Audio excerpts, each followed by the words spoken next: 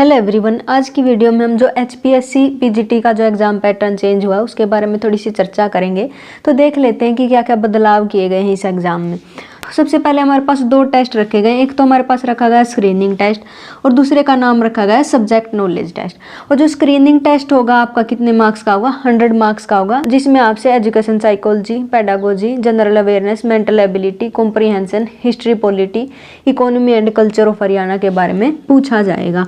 और जो इसकी जो टाइमिंग रखी गई वो हमारे पास 2 आवर्स रखी गई है। और इसमें हमारे पास 1/4 की जो नेगेटिव मार्किंग रखी गई। 1/4 की नेगेटिव मार्किंग होने का क्या मतलब है? अगर मान लिया मैं 4 क्वेश्चन गलत करती हूँ तो इन 4 गलत क्वेश्चंस के बदले में मेरा जो एक सही जो क्वेश्चन है उसका मार्क्स डिडक्ट कर लिया जाएगा। इसको मैं क्या बोलती हूँ? 1/4 की नेगेटिव मार्किंग बोलती हूँ। और हमारे पास इसमें 5 ऑप्शंस रखे जाएंगे और लास्ट वाला ऑप्शन मोस्ट प्रोबेबली यही होगा कि मैं इस सवाल का जवाब नहीं देना चाहती या नहीं देना चाहता। अगर उस केस में आप उस 5th ऑप्शन को खाली छोड़ करके आते हैं और ऐसे अगर आप 4 क्वेश्चन में उसको खाली छोड़ करके आ जाते हैं, कोई भी ऑप्शन टिक नहीं करते, तो आपका फिर से 1 मार्क डिडक्ट कर लिया जाएगा।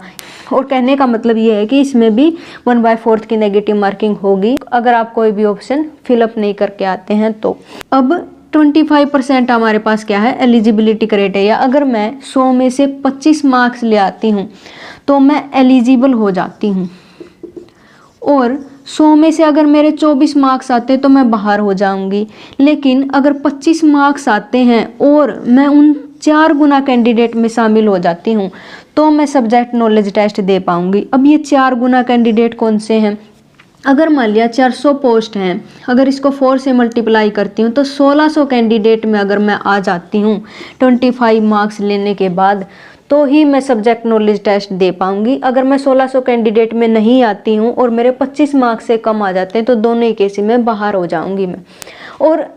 और 25 मार्क्स से कम आने पर तो वैसे ही बाहर हो जाएंगे, लेकिन 25 मार्क्स आ जाते हैं तो फिर इन 1600 कैंडिडेट में मुझे आना पड़ेगा, तो ही मैं क्या दे पाऊंगी? सब्जेक्ट नॉलेज टेस्ट दे पाऊंगी। और जो सब्जेक्ट नॉलेज टेस्ट हमारे पास वो 150 मार्क्स का रखा गया है। इसकी जो टाइमिंग होगी हमारे पास वो कितनी होगी? 3 आवर्स। और इसका जो टाइप है वो कैसा है? ऑब्जेक्टिव ना दे करके वो कैसा दिया गया है? सब्जेक्टिव दिया गया है। और इसमें हमने 35% मार्क्स स्कोर करने पड़ेंगे, मतलब 150 में से 52.5 मार्क्स आपको स्कोर करने पड़ेंगे मिनिमम से मिनिमम। फिर वही केस, अगर मेरे 51 आ जाते हैं तो मैं तो पहले ही बाहर हो जाऊंगी। और 52.5 मार्क्स आने के बाद अगर 2 गुना कैंडिडेट में आती हूँ तो ही मैं इंटरव्यू के लिए एलिजिबल रहूंगी। रिटन एग्जाम के बाद फिर इंटरव्यू होगा, तो जो रिटन एग्जाम के 87.5%, हमारे पास इंटरव्यू के 12.5%, इन दोनों को जोड़ करके हमारी क्या बनेगी? मेरिट बनेगी। और जो इस मेरिट को पार कर जाएगा वो इस जॉब के लिए क्या होगा? सुटेबल होगा। लेकिन इस स्क्रीनिंग टेस्ट के मार्क्स बस एलिजिबिलिटी के लिए हैं, वो कहीं पर भी ऐड नहीं किए जाएंगे। बस आपको सब्जेक्ट नॉलेज टेस्ट के लिए एलिजिबल होने के लिए स्क्रीनिंग टेस्ट को पास करना पड़ेगा। मुझे ऐसा लगता है कि इस एग्ज़ाम का सब्जेक्टिव होना आपके लिए सबसे बड़ी मुश्किल बनेगा।